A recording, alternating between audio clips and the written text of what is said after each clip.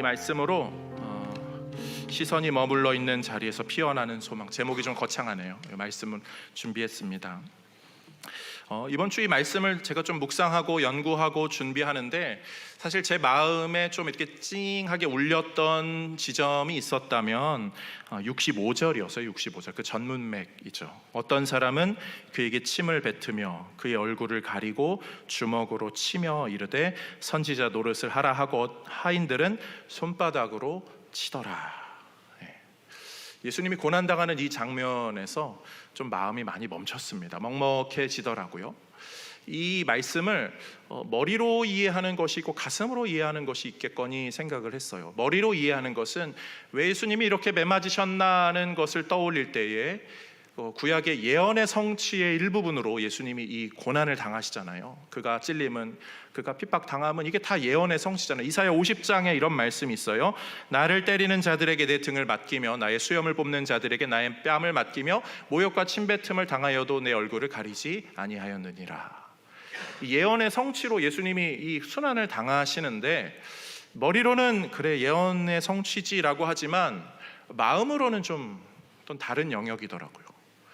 예수님이 매를 맞으셨습니다. 주먹질을 당하시고 뺨을 맞으시고 손가락질을 당하시고 침뱉음을 당하셨어요. 왜요? 우리 때문이죠. 우리 때문에, 나 때문에. 이 부분이 저에게는 좀 마음으로 머물러서 좀 이렇게 오랫동안 이렇게 좀 있었습니다. 요즘 체벌 이런 이야기들 종종 있을 수 있죠. 근데 요즘 사실 그렇게 육체적인 이렇게 때리고 이런 일들이 별로 없거든요. 제가 어릴 때는 초등학교 때 체벌이 있었죠. 그 시절까지만 해도 체벌이 있는 시대였으니까 잘못하면 손바닥, 발바닥, 허벅지, 엉덩이 이렇게 맞고 좀 과하면 이렇게 얼굴도 맞고 이런 일들이 있었죠. 제가 군대 시절에도 조금 그런 잔재가 있었습니다. 잘못하면 이렇게 정강이 조인트 맞고 그런 일이 있었어요. 그렇지만 애들이 잘못해가지고 등짝을 한 대 맞는다더니 정말 어린 계급의, 낮은 계급의 이등병이 너무 어리버리한지라 얼차려를 주는 그러한 물리적인 접촉이 아니잖아요. 이건 예수님이 지금 성인이세요. 성인. 우리 길거리에서 누가 갑자기 우리를 한 대 치고 가도 얼마나 화가 나고 짜증이 납니까? 그런데 예수님은 우리 때문에 그 질고를 지신 거예요. 우리 때문에 침뱉음을 당하셨고요, 주먹질을 당하셨죠. 뺨을 맞으시고 손가락질을 당하셨습니다. 이런 일이 벌어질 때 사람들은 뭘 하고 있었나요? 사실 예수님 따라다니는 많은 사람들이 있었어요. 그러면 호시탐탐 기회를 노려서 그러지 맙시다 막 이렇게 해야 되는데 그런 일이 전혀 없잖아요. 전혀 없어요. 적어도 제자들은 3년이나 예수님에게서 같이 동고동락하고 특별한 은혜를 경험하고 놀라운 기적을 보고 그랬으면, 아니 목숨도 거의 건져짐 당했잖아요. 풍랑에서 뒤집힐 뻔한 배에서도 예수님 잔잔하게 해주셨는데 그러면 적어도 그러지 말아야죠. 좀 소리를 치고 해야 되는데 제자들은 어떠했죠? 50절 말씀에 이렇게 말합니다. 제자들이 다 예수를 버리고 도망하니라. 다 예수님 버리고 도망합니다. 저는 오늘 이 말씀을 좀 살펴보고 싶어요. 그리고 베드로가 여기서 이제 예수님을 3번 부인한 그 장면, 다들 잘 아시는 내용일 거예요. 그리고 3번째 부인할 때 닭이 2번 울었더라. 이 내용을 좀 살펴보면서 우리의 신앙의 모습은 좀 어떠한가, 베드로의 모습과 한번 좀 비교해 보기를 원하고요. 그 가운데 이끄시고 일하시는 하나님의 역사는 어떤 것인지를 살핌으로 우리의 신앙생활 가운데 하나님을 더 깊게 바라보는 그런 오늘 하루 이 예배가 되기를 주님의 이름으로 축복드립니다. 3가지 내용을 살펴볼게요. 첫 번째로요, 성도는요, 내 힘과 결심만으로는 이 세상을 이길 수 없다는 사실을 잘 아셔야 돼요. 내 힘으로, 내 결심으로, 내 능력으로 이 세상을 이길 수 없다고요. 오늘 본문에 베드로가 예수님을 3번 부인합니다. 그때 베드로의 모습이 이렇게 쭉 본문에 나오는데 처음에는 좀 점잖게 이야기했던 것 같아요. 나는 당신이 무슨 말을 하는지 잘 모르겠습니다 하면서 점잖게 그 대제사장의 여종이 이렇게 쓱 한번 찌를 때 이렇게 점잖게 부인한 것 같아요. 그런데 자리를 쓱 피하자 또 따라와서 비슷한 일이 벌어지고 또 비슷한 일이 세 번째 벌어지자 이렇게 말하죠. 70절 71절 조금 후에 곁에 서 있는 사람들이 다시 베드로에게 말하되 너도 갈릴리 사람이니 참으로 그 도당이니라. 그러나 베드로가 저주하며 맹세하되 나는 너희가 말하는 이 사람을 알지 못하노라. 베드로가 점점 더 강력하게 예수님을 부인하죠. 저주합니다. 저주, 모른다라고. 근데 베드로 그러면 안 되잖아요. 베드로 진짜 적어도 베드로는 29절에 오늘 본문의 14장 그 앞에 14장 한 장 안에 있는 29절 사건에 이런 말이 나와요.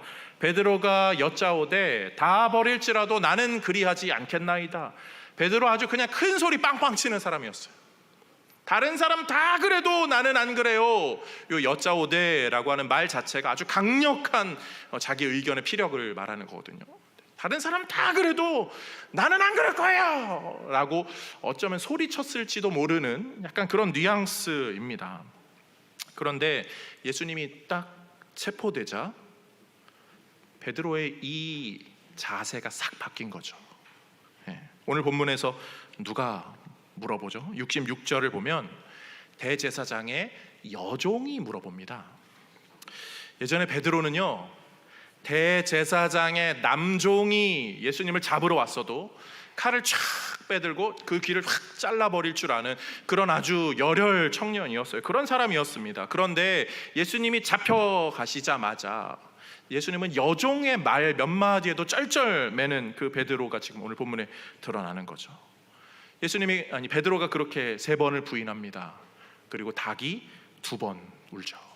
닭이 2번 우는 이야기도 학자들의 의견이 좀 나뉘거든요. 한번 생각해 보세요. 닭이 언제 울죠? 저는 시골에서 살지 않아서 잘 모릅니다.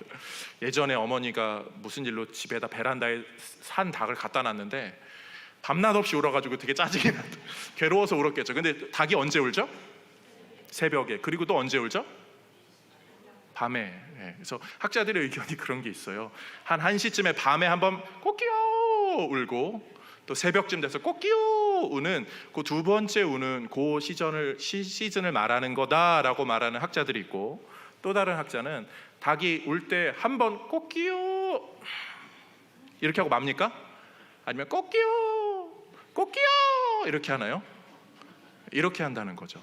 그렇게 2번 울 찰나에 베드로가 3번째 부인을 한 거라고. 그런 부인을 그렇게 한 거라고. 그 짧은 찰나에 일어난 요 강력한 부인, 강력하게 맹세하고 호언장담하던 베드로가 그 짧은 찰나에 반복적으로 예수님을 부인하는 그 모습이 이 역설적으로 드러나는 거예요. 한번 생각해 볼까? 베드로가 왜 그런 선택을 했을까요? 왜 그런 예수님을 저주하면서까지 부인하는, 그리고 막 그런 선택, 부끄러운 선택을 했을까요? 저는 좀 이해는 돼요. 왜냐하면 베드로는요, 예전에 예수님을 잡으러 사람들이 왔을 때 어떻게 했죠? 칼을 드라이버가 있는지 몰랐네. 칼을 창 빼드릅니다. 그때 어떤 일이 벌어졌죠? 원래 베드로의 마음에는 제가 생각해보면 창 빼들면 뒤에서 어떤 소리가 나야 돼요? 창 적어도 한 10명은 뽑아 들어야죠. 근데 어땠죠? 창 했는데 쓱 했는데 아무도 안 움직여요. 아무도. 다른 제자들은 아무것도 안 했어요. 그러면 사람이요 학습을 합니다. 아, 이렇게 나서면 된다 안 된다? 안 된다. 그리고 사람은 이 군중 심리가 있잖아요. 다른 제자들이 다 어떻게 했다고 말했어요? 다 도망갔어요. 이제 혼자 남았어요. 그러니까 어쩌면 베드로는 인간적인 마음에서도 더 그게 위축됐을 법할 것 같아요. 그래도 저는 그렇게 생각해요. 베드로는 그러면 안 돼요. 우리 베드로 사도님은 그러면 안 돼요. 그래도 다른 사람들 다 버릴지라도 이렇게까지 말한 사람이니까, 정말 다른 사람들이 다 버렸으니까 자기가 내뱉은 말이 있지, 말한 건 좀 지켜야죠. 그러면서 딱 말한 대로 그러지 마십시오, 지금 뭐 하는 겁니까? 라고 했어야 되는데 아무 말도 못하고 숨어있고 도망가고 더 역정을 내면서 저주하면서 예수님을 배신한 사람이 베드로였어요. 저는 이 부분이 우리에게 좀 여러 가지 생각거리를 주는 것 같아요. 사랑하는 성도님들, 인생에서 호언장담 하시죠. 나 이럴 거야, 난 이런 사람이야, 나는 뒤끝이 없어. 나는 아주 아싸한 사람이야. 다양한 호언장담을 합니다. 그 중에 한 가지 호언장담은 이걸 거예요. 나는 죽을 때까지 신앙생활 열심히 해가지고 천국 갈 거야. 아멘. 또 뒤에 무슨 얘기를 할 줄 알고 그러죠. 우리가 그 호언장담을 하거든요. 그런데 나는 끝까지 예수님 잘 따를 거야 라는 그 표현 자체가 시작부터 잘못된 거죠. 나는 내가 그렇게 끝까지 신앙생활을 잘할 수 있을 거라고 하는 이 호언장담도요, 사실 우리는 함부로 할 수 없어요. 사실 그게 뭐랄까요, 우리 주변에 인생에 그런 호언장담 했던 사람들 있거든요. 그런데 지금 많이 떠나간 사람들 이 시대에 많잖아요. 우리 기독교에 칼빈의 5대 강령이라고 있어요. 이제 칼빈주의, 우리 기독교 신앙에 아주 중요한 신학들을 잘 정리해 놓은 걸 5가지로 정리해 놓는데, 뭐 하나님의 은혜 견인, 뭐 하나님이 끝까지 인도하신다, 성도의 성화, 뭐 이런 게 있지만 가장 첫 번째로 따지는 것은요, 전적 타락이에요. 전적 타락.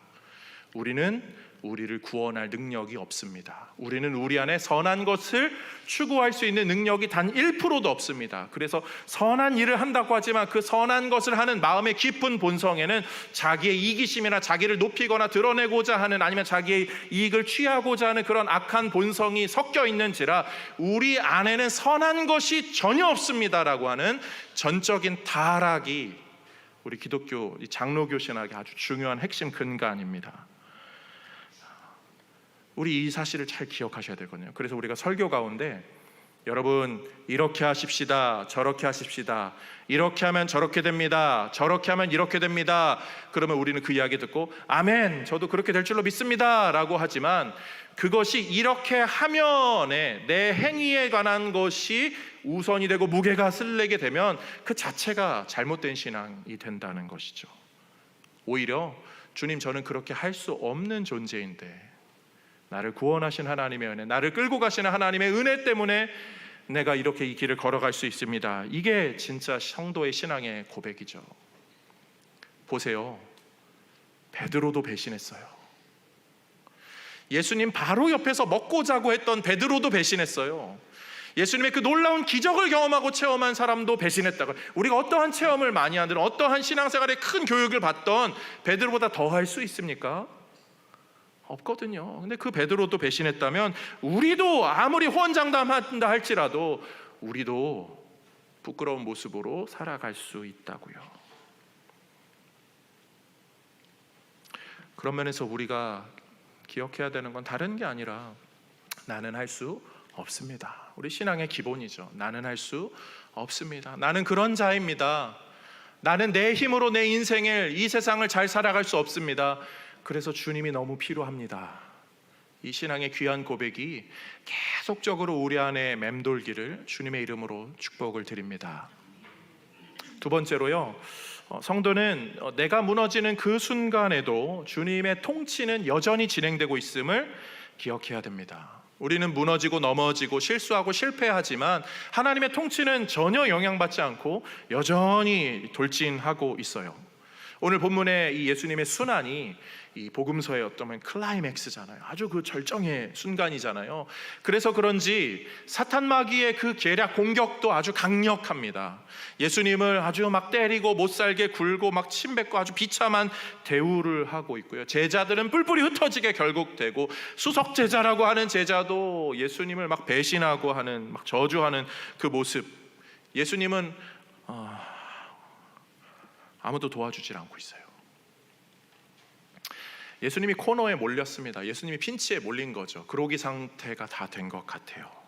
게다가 수제자까지도 그냥 조용히, 아니 멀리 도망갔으면 차라리 낫겠어요. 그런데 거기 같은 뜰 안에서 예수님을 모른다고 역정을 내면서 저주까지 하고 맹세까지 하고 있습니다. 아무도 예수님을 도와주지 않아요. 그런데 그때 어떤 일이 벌어지죠? 72절에 닭이 곧 두 번째 울더라. 닭이 울죠. 닭이 우는 게 뭔 상관입니까? 예수님이 아무것도 안 하고 못 하고 있는데 그게 무슨 상관이에요? 이 닭은 예견된 울음이었거든요. 그게 의미가 있는 거죠. 예수님이 분명 베드로에게 이 이야기를 하셨어요. 너가 나를 부인할 거야. 그리고 그때 닭이 두 번째로 울 거야. 예수님은 오늘 본문 가운데서 아무것도 안 하고 계세요. 아니, 아무것도 못 하고 계시죠. 매맞음을 당하고 계시고 사람들의 원망을 듣고 있고, 대제사장들은 거짓말을 동원하고 사람을 동원해서 예수님의 없는 죄를 있는 죄처럼 만들어버리고 아주 사람들을 막 선동해가지고 분위기를 이끌고 기세를 몰아서 예수님을 어떻게 하겠다는 것이 이제 막 진행이 되고 있습니다. 철저하게 사탄 마귀 대제사장들, 그 권력자들은 자기의 통제하에 이 일이 벌어지고 있다라고 생각하고 있어요. 그렇지만 성경은 우리에게 가르쳐줘요. 그 순간에 딱 그 타이밍에 맞춰서 닭이 울었다. 뭐죠? 하나님의 통제 아래서 이 시간의 역사의 흐름이 진행되고 있었다고요. 우리 인생도 마찬가지예요. 눈에 보이지 않는 하나님이 우리의 눈에 보이는 현실에 괴로워하는 성도들의 인생에 어떻게 관여하고 있음을 우리가 알 수 있어요. 우리는 잘 모를 때가 많아요. 오히려 세상이 우리를 통제하고 있는 것처럼 느낄 때도 많습니다. 되는 것도 안 되고, 안 되는 일은 더 안 되고, 나쁜 일은 계속 생기고. 그렇지만 성경이 우리에게 끊임없이 가르쳐주는 건 이 보이는 현상 이면에 계시는 우리 하나님이 계시다는 거죠. 이스라엘 백성들이 출애굽할 때 출애굽기 14장에 어떤 일이 벌어지죠? 애굽의 군대가 따라옵니다. 앞에는 홍해가 가로막고 있어요. 백성들이 원망합니다. 모세한테 원망하죠. 모세가 하나님께 기도했을 때 하나님이 어떤 일을 행하시죠? 홍해를 가릅니까? 아니요. 그 불로 된 구름 기둥을 애굽의 군대와 이스라엘 사이로 옮기시죠. 그리고 홍해를 가릅니까? 아니요. 그 밤을 지나게 하세요. 이스라엘 백성들은 뒤로는 불기둥이 있는 거고 앞으로는 홍해가 있어서 어떻게 할지 모르는 그 상황에 놓여진 거예요. 그들이 해야 되는 거는 지금 기다리는 것밖에 없어요. 그 기다림이 무슨 기다림입니까? 하나님에 대한 신뢰의 기다림이죠. 성경은 그것을 우리에게 요구하는 거예요. 성도가 인생에 보이는 현상이 때로는 여전할지라도 하나님을 신뢰하고 있는가? 구약의 사울 왕이 사무엘상 13장에서 블레셋과의 전쟁이 일어났을 때 하나님을 신뢰한다면 사무엘이 늦어도 기다릴 줄 알아야 되는데 사울이 어떻게 하죠? 기다리지 않죠. 그리고 자기가 제사를 드리죠. 결국 그것 때문에 사울은 버림받습니다. 인간적인 방법을 선택한 것, 하나님은 그것에 대하여서 사울을 책망하신 거예요. 우리 인생에도 여러 가지 현상이 벌어집니다. 다양한 일들이 벌어져요. 눈에 보이는 어려움이 찾아옵니다. 그때 마음이 평온할 수 있는 사람이 몇이나 될까요? 어려움이 찾아오면 성도는 뭐 해야 되죠? 기도해야죠. 기도. 근데 기도하면 마음이 평안해지고 시원해집니까? 신앙이 좋은 분들은 그런지 모르겠어요. 그렇지만 저 같은 사람도요, 기도했는데 눈 뜨고 나면은 여전히 바뀐 게 없어서 한숨이 푹푹 나는 그런 일들을 비일비재하게 만납니다.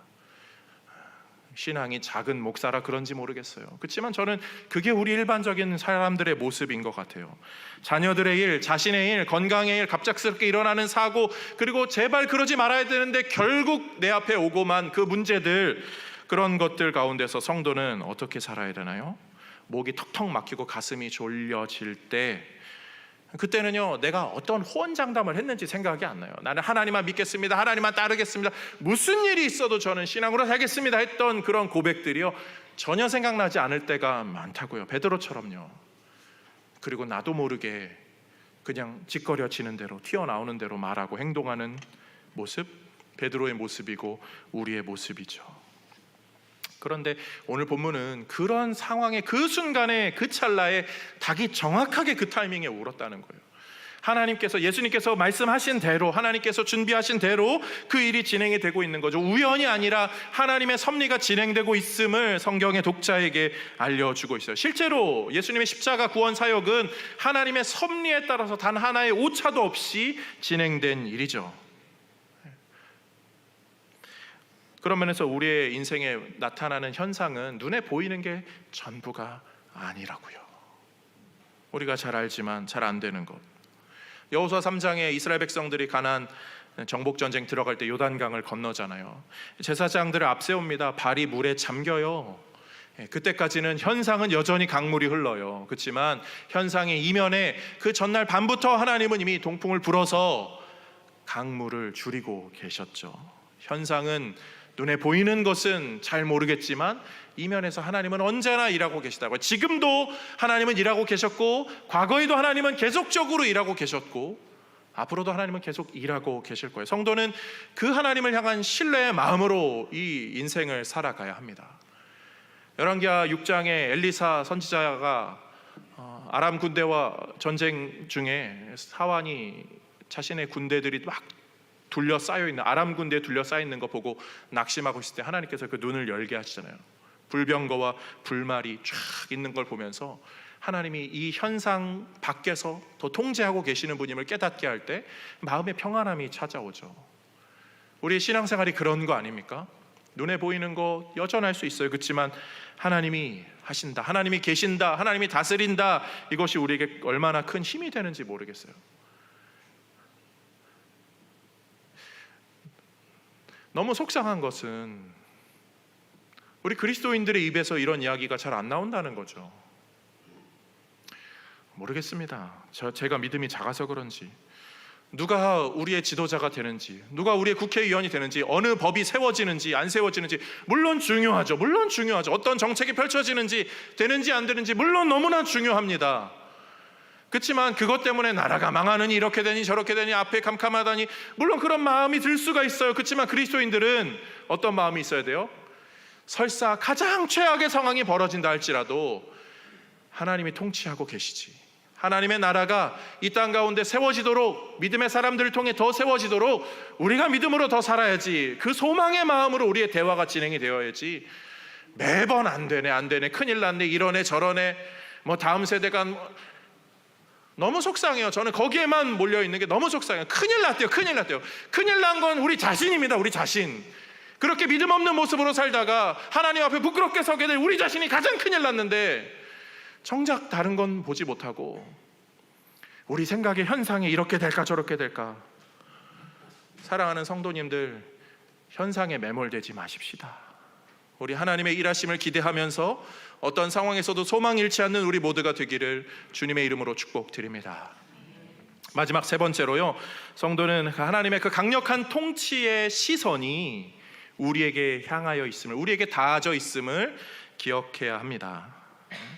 현상을 보는 이야기는 사실 마태복음 14장에 잘 드러나죠. 마태복음 14장에 풍랑 가운데 고생하는 제자들에게 예수님께서 이렇게 무리를 걸어오시죠. 그리고 베드로가 뛰어들어서 막 걷고 싶다고 하는 그 장면, 다들 잘 아실 거예요. 14장, 마태복음 14장 29절 30절, 우리나라 한글 성경 번역이 정말 탁월합니다. 설교자들이 간혹 이게 원어가 이런 의미입니다 저런 의미입니다 하지만 한글 번역만큼 탁월한 성경이 없어요. 함께 읽어봅니다. 오라 하시니 베드로가 배에서 내려 물 위로 걸어서 예수께로 가되 바람을 보고 무서워 빠져가는지라 소리질러 이르되 주여 나를 구원하소서 하니. 베드로가 뭘 봤죠? 바람을 봅니다. 바람을 보고 무서워, 한글 번역에는 빠져가는지라, 베드로가 점점 빠져가는 게 보이는 거예요. 번역이 너무 저는 탁월한 것 같아요. 그냥 쑥 빠졌다 정도가 아니라 바람 때문에 바람을 보고 파도를 보고 결국 빠져가는 자신을 본 거죠. 이 보다라는 단어가 이 본문에서 굉장히 중요하게 쓰이거든요. 그래서 외치는 거예요. 주님 나를 도와주옵소서. 귀리에 소선매 Help me! 우리 약간 현대어 번역을 하면 사람 이게 된 거죠. 왜요? 현상 때문에, 바람을 보았기 때문에, 예수님을 바라봐야 되는데 현상을 바라보기 때문에 그런 일이 벌어진 거예요. 성경에 현상 보면서 망한 사람들 많거든요. 이스라엘 백성들이 출애굽 정탐할 때, 첫 번째 정탐할 때 12명이 정탐꾼들이 보내잖아요. 여호수아와 갈렙을 포함한 12명. 처음에 갔다 오자마자 뭐라고 말합니까? 민수기 13장 33절에 이래요. 거기서 네피림 후손인 아낙 자손의 거인들을 보았나니, 아니 그냥 큰 사람을 보았으면 본 거지 거인들을 보았대요. 그러니까 우리는 스스로 보기에도 또 여기도 보는 거예요. 자기 자신은 메뚜기로 봐요. 상대방은 크게 보고 우리는 메뚜기로 봅니다. 현상을 보면서 왜곡해서 자기가 보고 싶은 대로 보는 거죠. 아낙 자손이 얼마나 큰지, 이 아낙 자손들이 나중에 흩어져서 어디에 살냐면 가드 지역 이런 데 살거든요. 그리고 가드 지역에 엄청나게 큰 용사가 사무엘상에 등장하죠. 누구죠? 골리앗이요. 골리앗. 네피림 후손 아낙 자손이었던 것 같아요. 그래서 너무 커서 그런지 이스라엘 백성들 중에 정말 키 크다고 하는 사울도 나가서 싸울 생각을 못하고 있죠. 아무도 안 나가요. 아무도 안 나가. 그게 현상에 매몰된 백성들의 모습이었죠. 너무 크니까, 눈에 보이기는 너무 크고 강력하니까 도무지 싸울 엄두가 안 나는 거예요. 그게 우리 모습이잖아요. 현상에 위축되는 우리 베드로가 보여진 모습이요. 그 끝자락에 몰려서 그냥 숨어 있고 이러고 있는 거. 얼마나 마음이 복잡했을까요?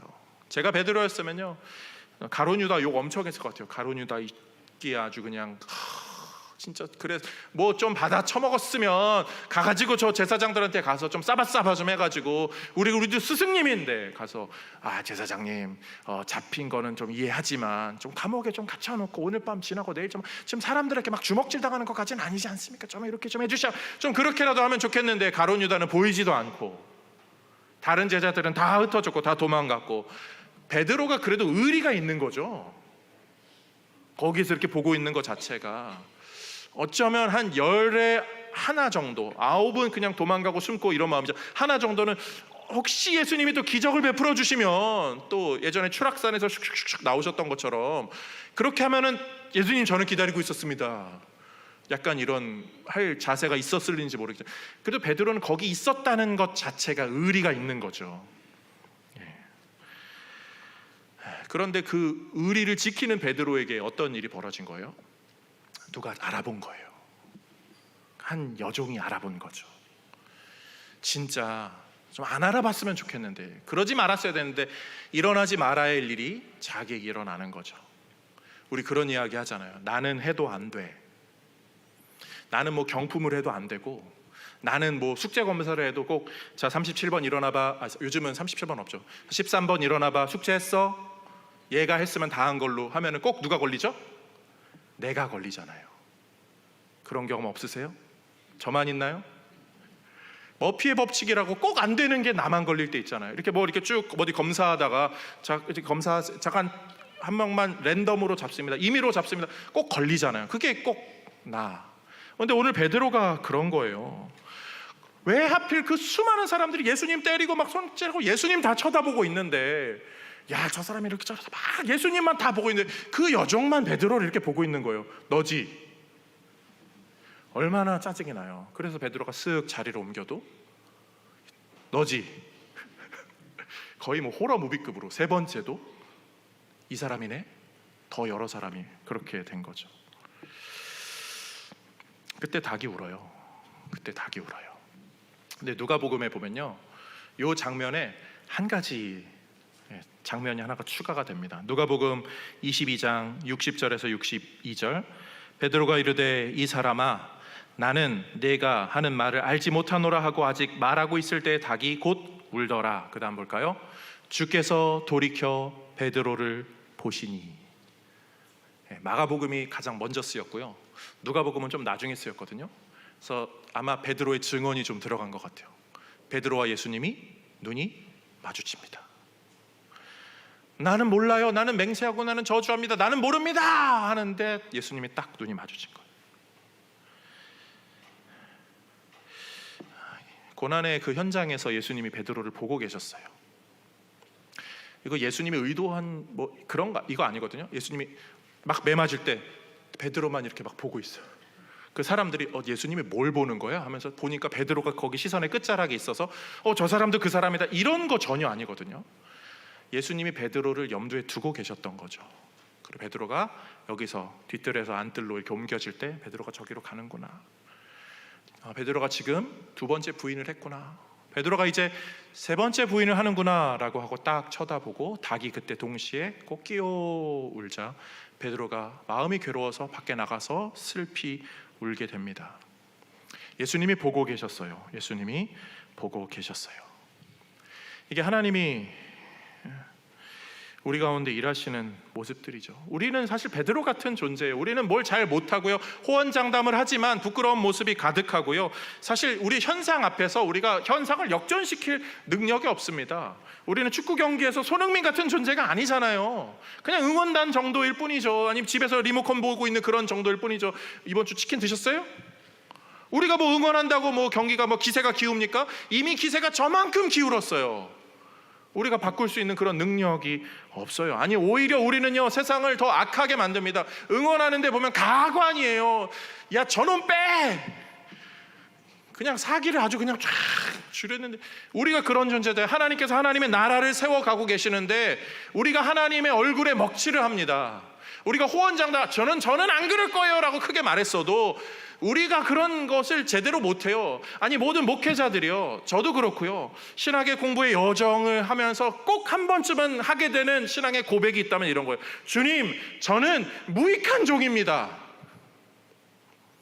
그리고 이 무익한 종이라는 고백이 제 안에 깊이 자리 잡으면 도무지 어떻게 할 줄을 모르겠어요. 부끄러워서요, 능력이 너무 없어서, 괴로워서. 목회를 하면 할수록 주님 제가 무익한 종입니다 라는 그 마음이 저를 압도할 때마다 주님 도와주십시오 라는 기도가 절로 나옵니다.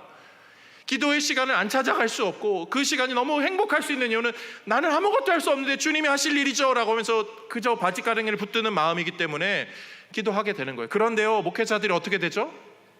시간이 지나면서 목이 곧아져요. 자기의 이익 놓지 못하는 거를 놓지 않으려고 안간힘을 씁니다. 아니 목회자들만 그런가요? 우리 모든 사람들이, 성도들이 그러죠. 예수 믿어서 구원받은 그 은혜의 감격은 온데간데 없어요. 직분을 받습니다. 안수집사, 장로, 권사 다 쭉 되죠. 그때는 처음 안수집사 이제 투표하기 전에 장로 투표하기 어떤 일이 벌어져? 아 목사님 저는 그런 걸 할 그게 안 돼서요 라고 합니다. 근데 그 마음이 나중에 변질되기도 한다는 거죠. 저는 우리가 다 그렇다는 게 아니라 그럴 가능성이 다분하다고요. 그런 사람들 많이 봤고요. 이런 우리가 하나님의 도움이 됩니까? 아니요, 우리는 하나님의 민폐예요, 민폐. 하나님의 얼굴에 먹칠을 하고요, 하나님을 돕지 못하는, 우리가 해결하는 문제들은 사실 그건 문제도 아니에요. 우리는 세상의 바람을 단 하나의 방향도 바꿀 수 없는 그런 존재입니다. 그런데 그런 가장 부끄러운 그 장면을 예수님이 보고 계셨다고요. 보고 계셨어요. 하나님은 우리를 그렇게 보고 계세요. 오늘 본문이 마가복음이거든요. 마가가 왜 이 본문을 이렇게 기록했을까요? 제가 베드로였다면 기분이 어땠을까요? 기분이 나빴겠죠. 저도 그런 거 있거든요. 저희 교회에 만약에 이런 예를 한번 들어볼게요. 제가 이 교회 딱 부임했을 때, 딱 성도님들 모였을 때, 야 박태환 목사 옛날에 태하나 하면서 저렇게 교회 바닥에서 뒹굴뒹굴 거리면서 그렇게 말 안 듣고 성경학교 하면 꼭 맨 뒤에 가지고 저 율동 하나도 안 하고 막 자기 장난감만 놀던 애가 이렇게 목사가 됐어. 그러면 어떤 일이 벌어지죠? 주변 사람들은 맞아, 막 좋아할 수 있죠. 그렇지만 제 마음은 어떨까요? 지켜보자, 두고 보자. 베드로가 마가를 그렇게 생각했을까요? 그럴 수 있을 것 같지 않아요? 마가가 누구죠? 마가 요한이거든요. 사도 바울과 선교 여행을 잠깐 같이 떠났다가 중도에 잠깐 쉬게 된 그 마가 요한입니다. 그러니까 마가 요한은 사도 바울 편이에요. 사도 바울의 라이벌이라고 할 만한 베드로 편이 아니라고요. 그러면 우리 사도 바울 선생님을 높여야 되니까 저 베드로를 약간 내리깎는 의미에서 요 이야기는 꼭 기록해야겠다 라고 하면 이단인 거죠. 아니요, 마가는요 그 이야기를 기록하기 전에 자기 이야기를 먼저 기록해요. 51절 52절 한 청년이 벗은 몸에 배 혼니부를 두르고 예수를 따라가다가 무리에게 잡히매 배 혼니부를 버리고 벗은 몸으로 도망하니라. 먼저 도망간 사람, 옷이 벗겨져도 빨가벗고 있어도 부끄러움 속에서도 더 부끄러운 행동을 했던 그 존재가 자기 자신임을 먼저 기록하고 있어요. 지금 마가는 베드로를 욕보이려고 기록하는 게 아니라 그게 우리라는 거예요. 그게 우리라고요. 우리 신앙생활하면서 얼마나 호언장담 많이 하니까 목사님 제가 이렇게 나중에 헌신하고 제가 이렇게 열심히 뭐 하겠습니다. 나중에 뭐 하겠습니다. 주님 저는 주님을 평생 따르겠습니다. 주님 저는 결코 뒤돌지 않겠습니다. 주님 저는 뭘 하겠습니다. 뭘 작정하고 막 합니다. 그렇지만요 세상은요 그런 우리를 그냥 내버려 두지 않아요. 그리고 세상은 결코 약하지 않아요. 우리의 생각보다 훨씬 더 강력합니다. 게다가 우리는요 우리가 생각하는 것만큼 그렇게 괜찮은 존재도 아니에요. 현상 때문에 무너지고 이런 일 저런 일 바쁜 일 생기면 변하는 게 우리죠. 썩어버리는 게 우리라고요. 제가 동성교 2016년도에 왔다고 그랬잖아요. 10년이 지났는데 어제 아내랑 이런저런 얘기를 하면서 내가 뭘 했나, 내가 뭘 하고 10년을 달려왔나, 제대로 했나? 우리의 우리의 무력함에 아내랑 한참 이렇게 신앙적인 이야기를 하면서 앞으로의 그러면 또 다른 10년이 우리 앞에 펼쳐져 있다면 어떤 사역을 해야 될 것인가? 우리의 이 부족함에 어찌할 바를 모르겠더라고요. 그런데 사랑하는 성도님들, 우리는 우리가 생각하는 것보다 훨씬 더 심각한 존재인데요, 근데 우리가 생각하는 것보다 훨씬 더 큰 은혜를 받았어요. 큰 사랑을 받았어요. 우리가 얼만큼 심각한 존재입니까? 하나님이 그 아들 예수 그리스도를 죽여야지만 해결될 수 있는 그런 심각한 문제를 가진 자들. 그런데 우리가 얼마나 큰 사랑을 받았죠? 하나님이 자기 아들을 죽일 만큼, 유일한 사랑하는 그 아들을 죽일 만큼 우리를 사랑하신 거예요. 그런 큰 사랑을 받았죠. 이게 은혜죠, 은혜.